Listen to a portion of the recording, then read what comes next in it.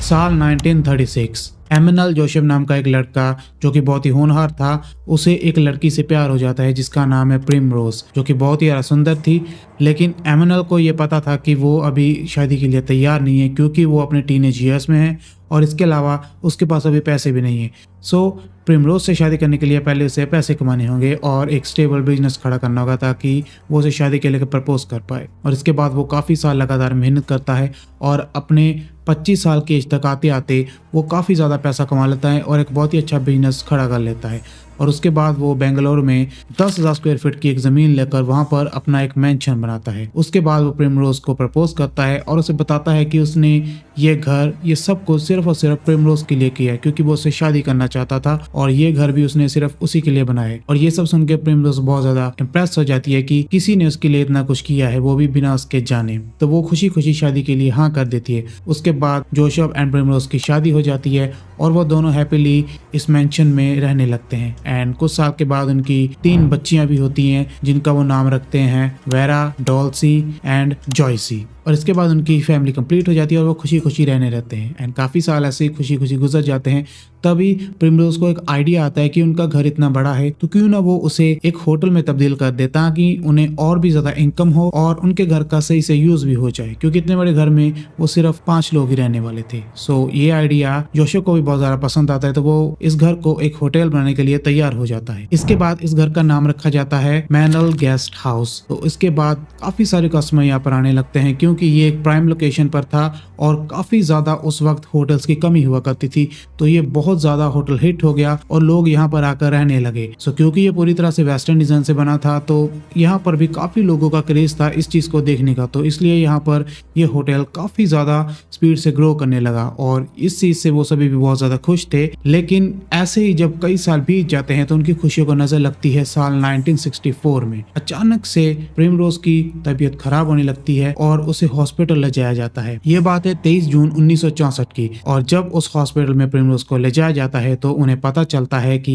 Primrose को tumour है और उसकी इमीडिएटली सर्जरी शुरू करनी पड़ेगी। और उसके बाद वो उसकी सर्जरी शुरू करते हैं एंड सक्सेसफुली उसकी सर्जरी हो जाती है। और उसके बाद सिर्फ 3 दिन बाद ही यानी कि 26 जून को ही उसे छुट्टी मिल जाती है और वो वापस घर आ जाती है। इसके बाद वो फिर से अपनी लाइफ नॉर्मली जीने लगते हैं। लेकिन 4 साल बाद यानी कि 1968 में फिर से प्रिमरोज की तबीयत खराब होने लगती है एंड उसे फिर हॉस्पिटल ले जाया जाता है। वहाँ 4 दिन तक उसका मेडिकेशन चलता है एंड अनफॉर्चुनेटली 4 दिन बाद उसकी डेथ हो जाती है। अब इससे जोसेफ भी बहुत ज्यादा दुखी होता है क्योंकि वो उसकी बीवी थी और वो उससे बहुत प्यार करता था और उसकी 3 बेटियां भी क्योंकि उन्होंने अपनी माँ को खो दिया था। फिर इसके बाद ग्रेवयार्ड में जाकर वो प्रिमरोज का अंतिम संस्कार करते हैं और फिर वापस घर आते हैं। लेकिन वो जब घर आते हैं वो देखते हैं कि वहाँ पर उनके पूरा सामान बिखरा पड़ा है, जैसे उस घर में चोर घुसे और उन्होंने चोरी करने की कोशिश करी हो। सभी कागज, दस्तावेज, सामान इधर उधर फैला हुआ था। वो घर वाले इतने ज्यादा परेशान थे कि उनको इस चोरी से भी कोई फर्क नहीं पड़ रहा था क्योंकि वो अपने लव्ड वन को अभी दफना करा रहे थे। तो वो चुपचाप पूरा सामान उठाकर रीअरेंज करने लगते हैं। पर रीअरेंज करते वक्त जोसेफ की नजर पड़ती है एक दस्तावेज के ऊपर। तो जब वो उन पेपर्स को खोलता है तो वो देखता है कि वो एक्चुअली में विल थी प्रिमरोज की, जिसमें उसने लिखा था कि इस पूरे घर की प्रॉपर्टी और सब कुछ वो अपनी छोटी बेटी डॉल्सी के नाम पे कर रही है। और ये देख के जोसेफ बहुत ज्यादा हैरान और परेशान हो जाता है क्योंकि वो ऐसा कैसे कर सकती है, क्योंकि उसकी 3 बेटियां थी तो वो सिर्फ एक बेटी के नाम ही अपनी पूरी जायदाद लिखाकर क्यों गई। और इससे वो परेशान होकर अपने वकील को कॉल करता है और उससे पूरा माजरा शेयर करता है और वकील को बताता है कि मुझे लगता है कि इसमें छेड़छाड़ करी गई है, ये विल ऐसे नहीं हो सकती, मेरी बीवी ऐसे नहीं कर सकती कि वो सिर्फ एक बच्ची के नाम अपनी जायदाद छोड़ के जाए। तो वकील उसे बोलता है कि आप कोर्ट में केस कर दीजिए कि मुझे ये विल मंजूर नहीं है क्योंकि ये नाइंसाफी है मेरी बाकी 2 बेटियों के साथ। तो इसके बाद वो वकील की बात मानकर कोर्ट में केस कर देता है। लेकिन जब इस बात का पता जॉयसी को चलता है तो वो चिढ़ जाती है। अब देखो रिश्ता जितना मर्जी गहरा क्यों ना हो, लेकिन जब उसमें पैसे आ जाते हैं, लालच आ जाता है तो सब रिश्ते फीके हो जाते हैं। तो कुछ ऐसा ही जॉयसी के साथ हुआ। जब जॉयसी को इसके बारे में पता चलता है तो वो भी कोर्ट में काउंटर केस कर देती है कि ये लोग मेरी माँ की विल को ना मंजूर कर रहे हैं और मेरे साथ नाइंसाफी हो रही है क्योंकि ये पूरी प्रॉपर्टी मेरे नाम है। तो ये दोनों ही केस अभी अदालत में लड़ रहे थे। और इसके बाद जो जॉयसी है वो उस मैंशन को छोड़कर चली जाती है और वो होटल भी बंद हो जाता है क्योंकि अभी उनकी आपसी टकराव के कारण वो होटल का काम भी नहीं कर पाते थे। सो होटल पूरी तरह से शट डाउन हो जाता है और अब उस घर में वो तीनों ही रह रहे थे। डॉल्सी एंड वेरा दोनों उसी मेंशन में रहते हैं और उसे टेरा वेरा मेंशन बोला जाता था। और उसके बाद काफी साल बीत जाते हैं लेकिन ये केस सॉल्व नहीं होता और इसी बीच ओल्ड एज के कारण जोसेफ की भी डेथ हो जाती है और अब घर में सिर्फ बचती है डॉल्सी एंड वेरा और इतने बड़े घर में अब वो दोनों ही रह रही थी। और ऐसे ही कई साल और बीत जाते हैं और साल आता है 2002 और जॉयसी अभी भी उनसे बात नहीं करती, ना ही वो कभी जॉयसी से मिले हैं। और फिर 2002 में ही सितंबर महीने में सुबह के अराउंड 4 या 5 बजे ही वेरा को डॉल्सी की चीख सुनाई पड़ती है। तो वेरा अपने कमरे से भागकर डॉल्सी के कमरे की ओर जाती है तो वो क्या देखती है कि वहां से कोई यंग लड़का बाहर की ओर भाग रहा है और उसके हाथ खून से रंगे हुए हैं। तो ये देख के वेरा घबरा जाती है और वो भाग के डॉल्सी के कमरे में जाती है और वो क्या देखती है कि डॉल्सी को किसी ने चाकू के साथ स्टैब कर मार डाला है। और ये देख के वो बहुत ज्यादा घबरा जाती है और पुलिस को इन्फॉर्म करती है और पुलिस वहां पर आती है तो उन्हें पता चलता है कि ये एक चोरी का मामला था। हालांकि उस टाइम में 2002 में बेंगलोर में ऐसे बहुत सारे केसेस हो रहे थे जिसमें कुछ यंग लड़के सिर्फ और सिर्फ बुजुर्गों को ही टारगेट बना रहे थे जो कि बड़े बड़े बंगलोज में रह रहे थे और ये भी केस बिल्कुल वैसा ही था। और उसके बाद वेरा पुलिस से रिक्वेस्ट करती है कि डॉल्सी की लाश को इसी मेंशन में दफनाया जाए और उसके बाद ऐसा ही होता है, उसकी लाश को उसी मेंशन में दफनाया जाता है। और उसके बाद वेरा भी उस मेंशन को छोड़कर वापस यूके चली जाती है। हालांकि इसके बारे में कोई भी क्लैरिटी नहीं कि वो यूके में गई थी या इंडिया में रहती है, पर एक रिपोर्टर थी जो कि वेरा से मिलती है और वो उससे पूछती है कि आखिर उस रात हुआ क्या था जब डॉल्सी का मर्डर हुआ था। लेकिन वेरा कुछ भी नहीं बताती और जब भी उसे इसके बारे में बात करी जाए तो वो बहुत ज्यादा घबरा जाती है और बिल्कुल चुप हो जाती। यही एक लास्ट टाइम था जब कोई रिपोर्टर उससे रीच आउट करा और उससे इसके बारे में बात करी थी। उसके बाद कभी भी उसने किसी से कभी इंटरव्यू नहीं दिया और उसके बाद वो भी गायब हो गई। इसके बाद से ही वो पूरा मेंशन खाली हो गया। लोगों को वहां पर भूतों की आवाजें सुनाई देने लगी। जैसे कि वहां पर लोकल्स जो रहते हैं उनका कहना था कि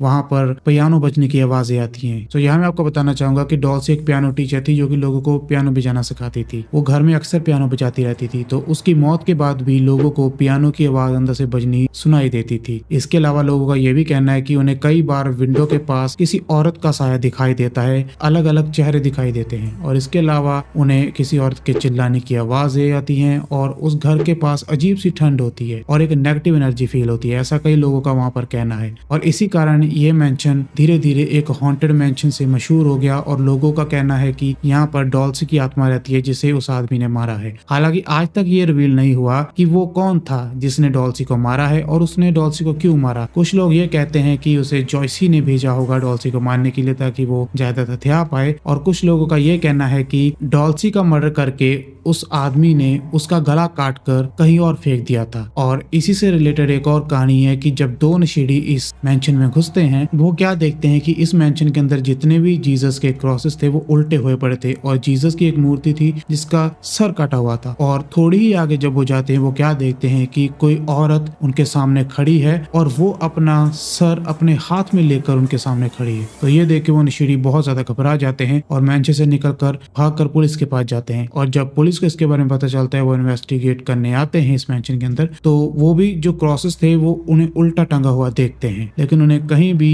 वो औरत दिखाई नहीं देती जो अपने हाथ में अपना सर लेकर खड़ी हो। अभी लोगों का ये मानना है कि वो डॉल्सी की आत्मा थी, लेकिन इसके बारे में कोई भी सबूत नहीं है। हालांकि जो एविडेंस है वो ये कहते हैं कि डॉल्सी की डेथ मल्टीपल स्टैब काटने के कारण हुई है, ना कि उसका गला काटने के कारण। जैसे कि अभी कोई भी चीज भूतिया हो तो उसमें लोग अपनी अपनी चीजें ऐड ऑन करते रहते हैं। और इसके बाद ये मेंशन बहुत ज्यादा बदनाम हो गया और कोई भी इसके पास भी भटकता नहीं था। लेकिन फिर फरवरी 2014 में किसी ने इस प्रॉपर्टी को 20 करोड़ रुपए में खरीद लिया और उसके बाद उसने इस पूरी प्रॉपर्टी को डिमोलिश कर दिया और उसके बाद उसने अपना घर वहां पर बनाया और वो अभी खुशी खुशी वहां पर रह रहा है और उसे कोई भी पैरानॉर्मल एक्टिविटी आज तक फील नहीं हुई 2024 तक भी। अभी पता नहीं कितनी इसमें सच्चाई है कितनी नहीं, लेकिन मैंने जितनी रिसर्च करी उसके अकॉर्डिंग तो यही पता चला कि this is not a haunted mention. तो कहानियां तो एग्जैजरेट होती रहती हैं और इसके से रिलेटेड बहुत सारे सवाल खड़े होते हैं, जैसे कि ये कि आखिर वो आदमी कौन था जिसने घर में घुसकर डॉल्सी को मौत की घाट उतारा और फिर वो गायब कहाँ हो गया और आज तक पुलिस के हाथ में क्यों नहीं आया। दूसरी बात कि ये प्रॉपर्टी आखिर बेची किसी गई, क्योंकि डॉल्सी मर चुकी थी, वेरा यहाँ पर आना नहीं चाहती थी और सिर्फ जॉयसी ही थी जो कि ये पूरी प्रॉपर्टी चाहती थी। हालांकि जॉयसी भी बहुत ज्यादा ओल्ड हो चुकी थी, बट वो अपनी दोनों बहनों के मुकाबले अभी यंग थी क्योंकि वो उनसे छोटी थी। क्या ये प्रॉपर्टी बेचकर पूरा पैसा जॉयसी जोशी को दिया गया या फिर किसी और को, इसके बारे में कोई भी पुष्टि नहीं है क्योंकि इसका कोई भी एविडेंस नहीं है। Nobody knows। ऐसे कुछ सवाल है कि ये कैसे हॉन्टेड बना, सर कटे वाली कहानी कहाँ से आई, और आखिर वो आदमी पकड़ा क्यों नहीं गया जिसने जोशी का मर्डर करा। तो ऐसी बहुत सारी बातें हैं जो कि अब तक इस केस में सॉल्व नहीं हुई और अब कभी आगे होगी भी नहीं, क्योंकि ये अभी प्रॉपर्टी पूरी डिमोलिश हो चुकी है। केस बहुत पुराना है, कोई ऐसा है भी नहीं घर से जो कि इस केस को कंटिन्यू करने को या फिर फास्ट ट्रैक करने को बोले। So it remains a mystery.